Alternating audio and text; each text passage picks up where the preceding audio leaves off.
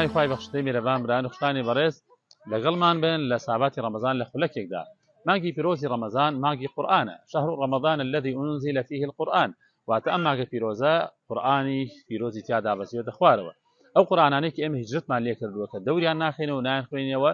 پێویست دەکات کە لە مانگی پیرۆزی ڕەمەزاندا دەوریان بکەینەوە بیان خوێنینەوە و لێی تێبگەین و ئەو جا بیکەین بە کار و کردەوە لە ژیانمانەوە عەمەلی پێ بکەین بە قورئانی پیرۆز وەک پێغەمبەر ئەکرەم عەلەیهی سڵات وسەلام فەرمێ القورآن حجة لك أو عليك قورئان یا حجەتە لەسەرمان بۆی کە بمان باتە بەهەشتەوە و یاخود حجەتە لەسەرمان بۆ ئەوەی کە شایەتیمان لەسەردا کە هیجرەتمان لێ کردووە دوور کەوتینەتەوە لێ با ئێمە لەوانە بین کە قورئانی پیرۆز شایەتیمان لەسەر دەدەن دەمان باتە بەهەشتەوە کە ئێمە پابەند بین پێیەوە بە تایبەتی لە مانگی پیرۆزی ڕەمەزانەدا زۆرترین مراجعەتی قورئانی پیرۆز بکەینەوە بێ بە دەرس بۆمان بکەین بە عەمەل لە ژیانماندا خوا پەروەردگار ئیسلاحی حاڵی هەموو لایەکمان کات قورئان فاتە ناو دڵەکان